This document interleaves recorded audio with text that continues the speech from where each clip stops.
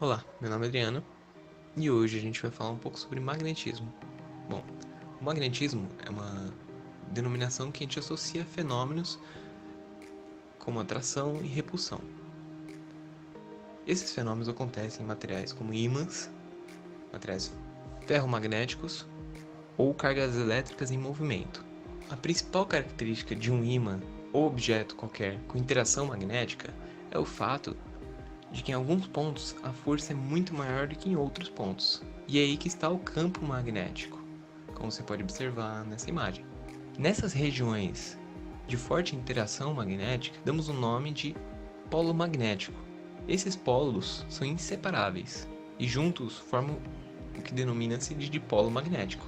Você pode até se perguntar se não é possível quebrar um ímã no meio e formar monopolos magnéticos, mas isso não acontece. Quando você quebra um ímã, você está formando novos dois ímãs. Cada um vai ter um norte e um sul respectivo. Bem, você provavelmente sabe que polos opostos se atraem e polos diferentes se repelem.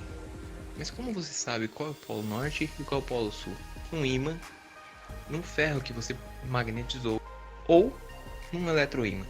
Bom, vamos começar pelo eletroímã. Sabemos qual é o polo magnético norte e qual é o polo magnético sul de um eletroímã mediante a aplicação da regra da mão direita. A regra da mão direita é bem simples de ser aplicada depois que você começa a entender o funcionamento dela. E é simples assim: você acompanha com o polegar o sentido da corrente e com os outros dedos você movimenta em giro. Esse giro diz exatamente como é o campo elétrico, ou seja, ele rodeia o fio na qual passa a corrente, ou no qual passa carga elétrica ou em qualquer outra situação. O funcionamento de uma bússola segue a orientação sul-norte, quando suspensa de forma a girar livremente. No caso de um material ferromagnético, você pode magnetizá-lo e ele funcionar exatamente como uma agulha de uma bússola. Então você saberá que a ponta que aponta para o norte é o norte magnético do seu ímã, até porque o norte geográfico da Terra é o sul magnético dela, e vice-versa. Bom, em outras palavras, você pode sim considerar a Terra como um ímã de dimensões gigantescas, mas o porquê disso é um pouco mais complexo do que para um ímã convencional. Antes, vamos explicar um pouco como funciona o magnetismo de um ímã convencional. Por que da sua natureza ser magnética? Bem, imagine cada molécula de um material como um pequeno ímã, que a gente chama de ímã molecular.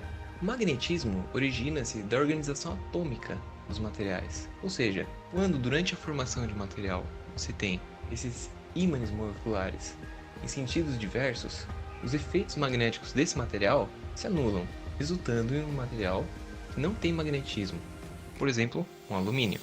Agora, se durante a formação do material as moléculas assumem uma orientação única ou predominante, os efeitos magnéticos de cada ímã molecular se somam, dando origem a um ímã com propriedades magnéticas naturais observáveis macroscopicamente. A diferença entre esse ímã e o ímã artificial é que o ímã artificial inicialmente tem as moléculas desordenadas, e a partir de um magnetismo externo, elas passam a se organizar e formar um novo ímã. Contudo, este não é fixo, pode se desfazer também. Entendendo cada molécula como um pequeno ímã e a sua ordem ou desordem levando a ser um material magnético ou não magnético, não fica muito difícil de prever o que acontece quando você esquenta um material.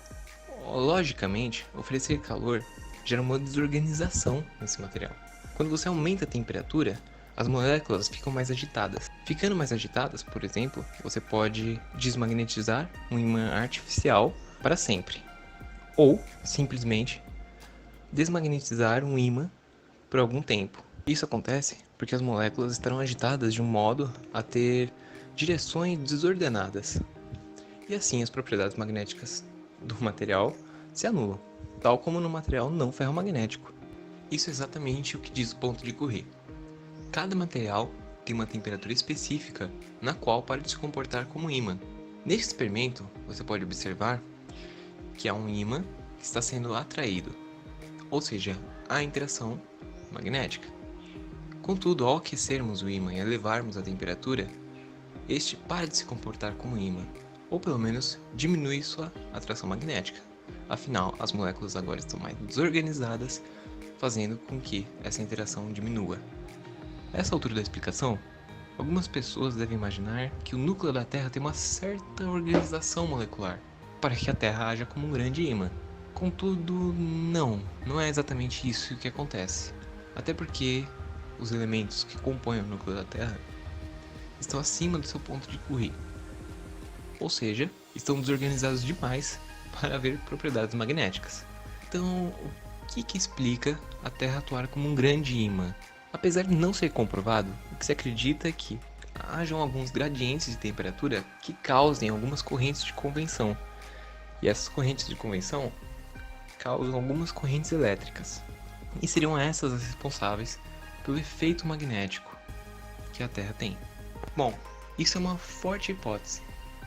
Mas uma coisa que temos certeza é que todos os efeitos magnéticos são explicados através de cargas elétricas em movimento. Bem, quando duas partículas eletricamente carregadas encontram-se estáticas em um referencial dotado, há entre elas uma interação de natureza puramente elétrica. Caso apenas uma delas esteja em movimento retilíneo uniforme, ainda há entre elas apenas a interação de natureza elétrica.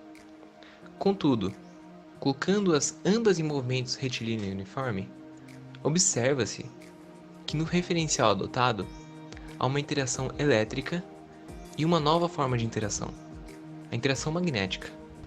Ou seja, a culpa do magnetismo é exatamente das cargas elétricas, inclusive no ímã natural. Até nele as propriedades das cargas elétricas que causam magnetismo. Bom, que cargas elétricas em movimento geram campo magnético, não há dúvida. Agora, exatamente como isso acontece? Em algum átomo específico, por exemplo.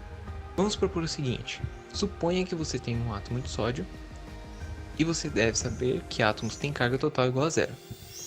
Contudo, fazemos este percorrer um caminho onde há um campo magnético.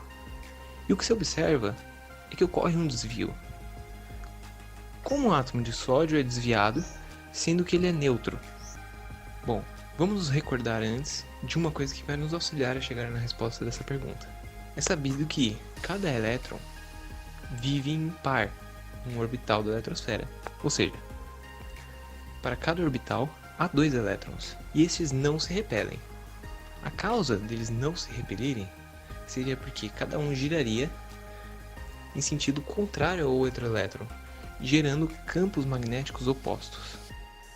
Dessa forma, haveria uma certa atração entre eles, ou seja, há ao mesmo tempo uma repulsão elétrica e uma atração magnética. Dessa forma, eles ficariam estáveis, par a par, na eletrosfera. Contudo, o átomo de sódio ele tem 11 elétrons, então fica fácil entender que um desses elétrons não tem um seu par, causando um momento magnético. Então a resposta seria exatamente essa: os elétrons teriam cada um giro em um sentido diferente, e assim surgiu o termo spin, do inglês giro, ou seja, um sentido seria um spin e o outro sentido de giro, outro tipo de spin. Esses spins seriam responsáveis por manter os elétrons a pares nas eletrosferas. Bem, essa resposta seria muito boa se não estivesse errada. Na realidade, os elétrons não giram, eles estão parados. Então, exatamente o que está acontecendo? Como essa concepção era a concepção inicial do spin, achamos interessante trazê-la. Mas na realidade, o que se prova hoje é que os elétrons têm 2 tipos de spin que estão intrínsecos nele. Ou seja, tal como o elétron tem massa e carga, ele tem outra propriedade, que também ficou conhecida como spin. Mas agora, não no sentido de giro, mas apenas de uma propriedade intrínseca dele. Essa resposta pode até não ser tão elaborada como a outra, e pode até ter te deixado um pouco decepcionado. Mas de fato, descobrir que o elétron pode ter uma propriedade intrínseca de um spin up ou spin down, como eles são chamados, é muito interessante, e é essa a causa responsável pelas propriedades magnéticas da matéria. Ou seja, na realidade, todo magnetismo se deriva dos spins dos elétrons. Bem, encerramos assim a proposta do vídeo, que era trazer explicações dos fenômenos magnéticos cada vez mais fundamental, chegando até o spin. Muito obrigado e até a próxima.